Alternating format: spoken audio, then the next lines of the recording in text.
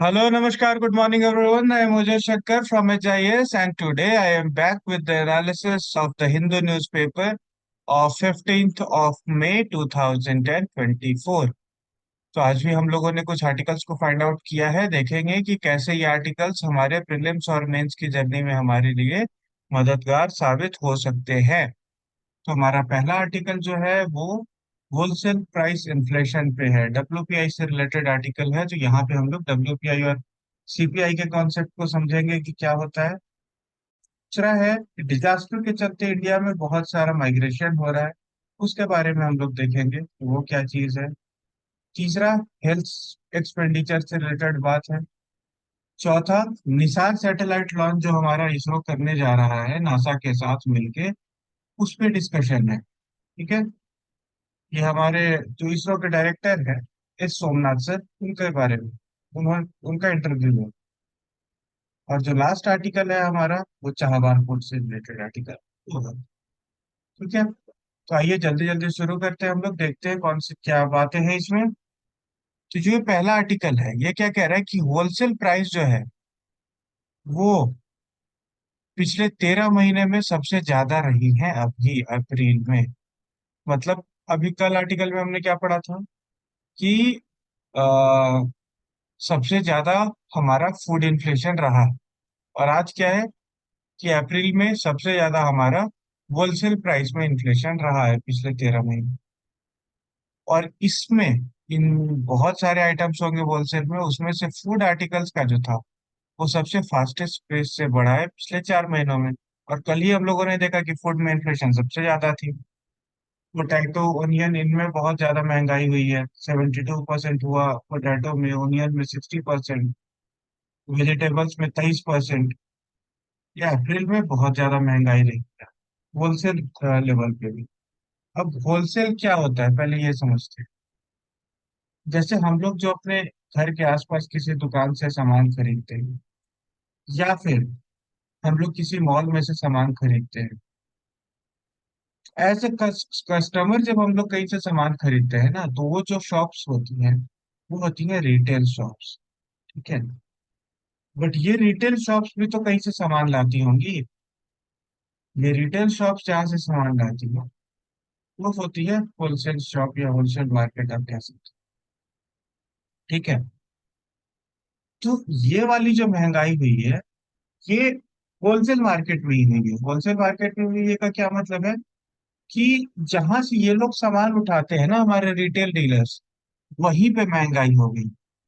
अब रिटेलर्स जो है वो अपने प्रॉफिट मार्जिन को रिड्यूस करते हैं ताकि उनका सामान ज्यादा से ज्यादा बिक पाए मार्केट। क्योंकि अगर उनका प्रॉफिट मार्जिन भी वो मेंटेन करने लगे उतना ही, तो लोग सामान कम खरीदेंगे। समझ रहे हो आप। इसलिए वो लोग कम करते हैं, तो इसलिए वो हमें डायरेक्टली अफेक्ट इतना नहीं करता है।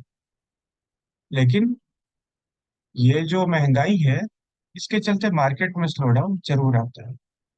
ओके। तो और क्या लिख रहा है कि ये जो होलसेल प्राइस इंडेक्स है, अब यहाँ पे कुछ कुछ डेटा दिए हुए हैं और ये डेटा हर महीने चेंज होता है। तो ये सारे डेटा को जानना याद करना हमारे लिए बिल्कुल इम्पोर्टेंट है। हमारे लिए एक चीज जो इम्पोर्टेंट थी वो थी कि अप्रैल में 13 मंथ हाई था, ये बात चलिए हेडलाइन अच्छा हो गया। इसमें फूड आर्टिकल्स का सबसे ज्यादा था ये भी हमें पता चल गया, वेजिटेबल्स का था ये भी पता चल गया। अब यहाँ पे जिक्र है डब्ल्यूपीआई, होलसेल प्राइस इंडेक्स। अब ये होलसेल प्राइस इंडेक्स क्या होता है। होलसेल प्राइस इंडेक्स जो है वो एक इंडेक्स है, मतलब मेजरमेंट का टर्म है। इससे मेजरमेंट होता है किस चीज का, महंगाई का। ठीक है। डब्ल्यूपीआई के थ्रू महंगाई का मेजरमेंट होता है। और ये मेजरमेंट कौन करता है, ये मेजरमेंट करते हैं office of economic adviser, ministry of commerce and industry. ये जो डब्ल्यूपीआई है इस इंडेक्स को office of economic adviser, ministry of commerce and industry के अंडर में लॉन्च किया जाता है। ओके। और ये जो डब्ल्यूपीआई है इसमें कौन कौन सी चीजें इंक्लूडेड होती हैं। इनमें सिर्फ गुड्स इंक्लूडेड होते हैं। डब्ल्यूपीआई में सर्विसेज इंक्लूडेड नहीं होती हैं, क्योंकि कोई भी सर्विस का कोई होलसेल मार्केट तो होता नहीं है। समझ रहे हो। इसलिए होलसेल प्राइस इंडेक्स में सर्विसेज इंक्लूडेड होती नहीं है। और उसी के साथ हम लोग देख लेते हैं सीपीआई। और सीपीआई का डेटा कौन रिलीज करता है? NSO, national statistical office.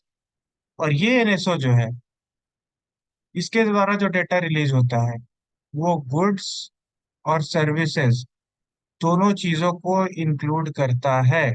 मतलब इसमें गुड्स भी आते हैं, सर्विसेज भी आते हैं। ओके, तो ये हो गया सीपीआई। अभी हम लोग कौन सा इंडेक्स यूज करते हैं? अभी हम लोग यूज करते हैं सीपीआई, क्योंकि ये ज्यादा एक्यूरेट दिखाता है, सर्विसेज के बारे में भी दिखाता है। इसलिए हम लोग अभी फिलहाल सीपीआई का इस्तेमाल कर रहे हैं। ठीक है। तो now moving on to next article. Article का एक छोटा सा न्यूज है, और ये बहुत इंपॉर्टेंट हो जाएगा हमारे मेंस एग्जामिनेशन में, डेटा अगर कोट करना हुआ तो। कि internal displacement in India due to natural disaster, 5.28 लोग, मतलब लगभग 5.5 लाख लोग इंडिया में इंटरनल डिस्प्लेसमेंट कर रहे हैं। मतलब एक जगह से दूसरे जगह डिस्प्लेसमेंट कर रहे हैं, फ्लड के चलते, स्टॉर्म्स के चलते, अर्थक्वेक के चलते, या किसी और डिजास्टर के चलते। कब किया ये?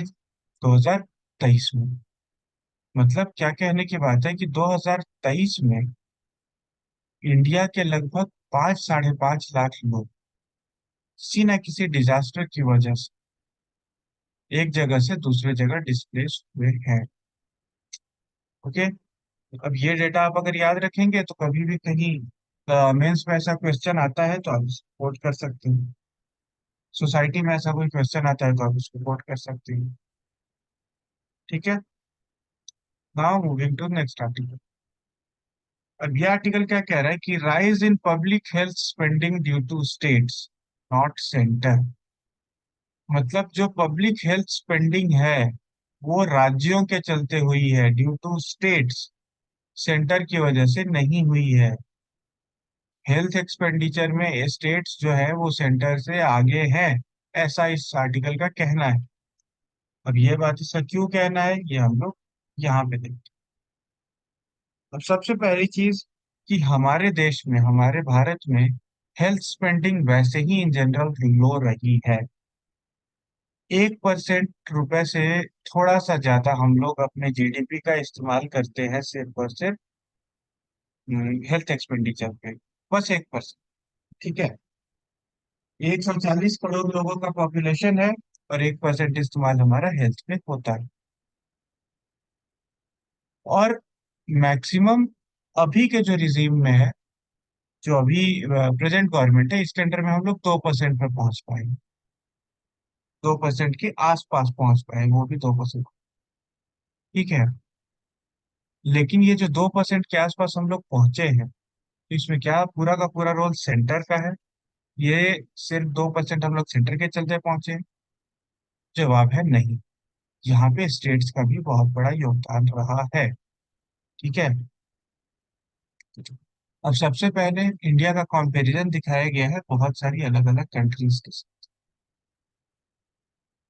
जैसे इंडिया है हमारा, इससे ज्यादा स्पेंडिंग भूटान, वियतनाम, श्रीलंका तक कर दे रहा है। जिसके पास पैसे नहीं है श्रीलंका के पास, वो भी इंडिया से ज्यादा हेल्थ एक्सपेंडिचर कर रहा है। कैसे कर रहा है पता नहीं, बट कर रहा है वो।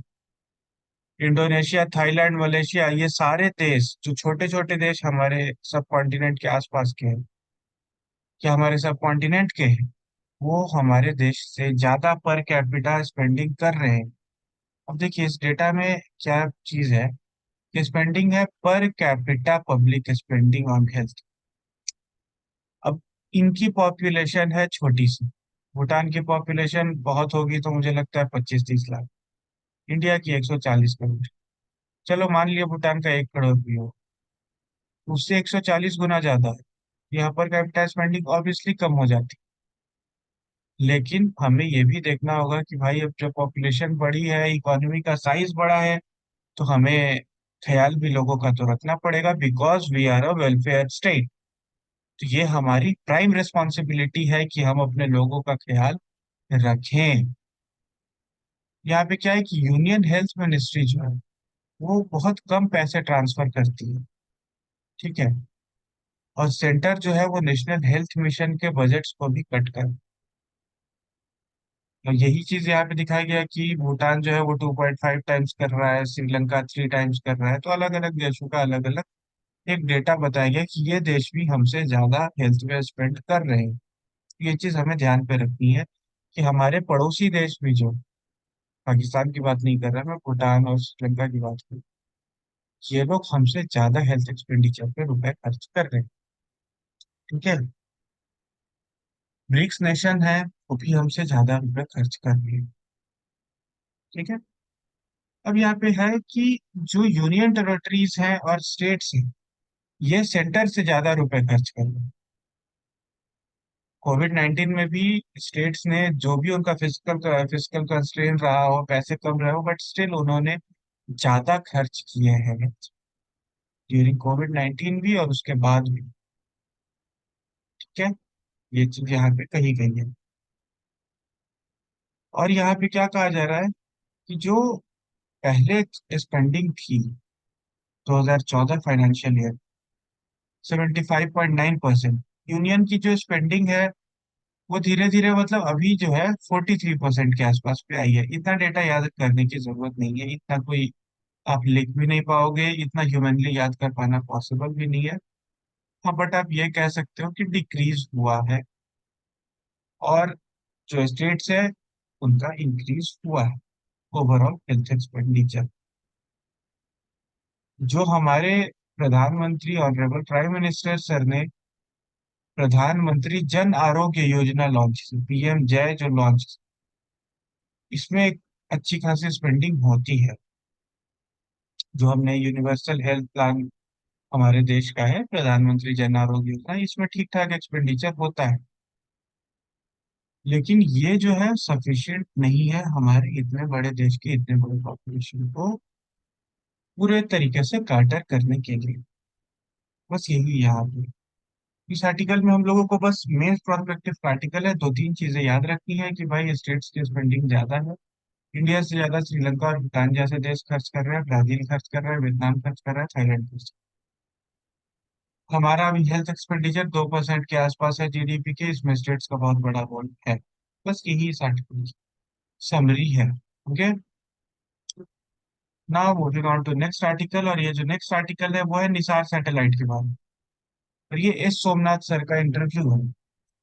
तो इन्होंने क्या बोला कि जो निसार सैटेलाइट है, वो सैटेलाइट हमारे टेक्टोनिक मूवमेंट्स को भी एक्यूरेटली मेजर कर लेगी।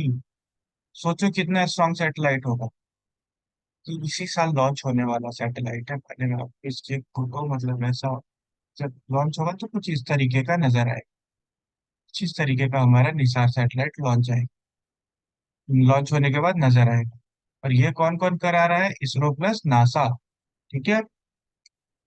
अब ये किस किस काम में आएगा? तो ये टेक्टोनिक मूवमेंट्स को भी स्टडी कर सकता है। ये एक साल के भीतर, विद इन 1 ईयर, ये अर्थ का एक पूरा नक्शा 2 बार बना देगा। ठीक है।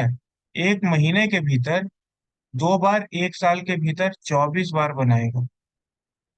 ठीक है। समझ रहे हो कितना मतलब पावरफुल इसका रडार सिस्टम होगा कि पूरे अर्थ को ये महीने में 2 बार खींच देगा, 15 दिन में एक बार हो जाएगा। वाटर बॉडीज का नक्शा बना देगा, greenery, snow cover, agriculture changes, desertification, और इधर क्लाइमेट रिलेटेड इश्यूज सबको स्टडी ये करने की कैपेसिटी अपने में रखता है।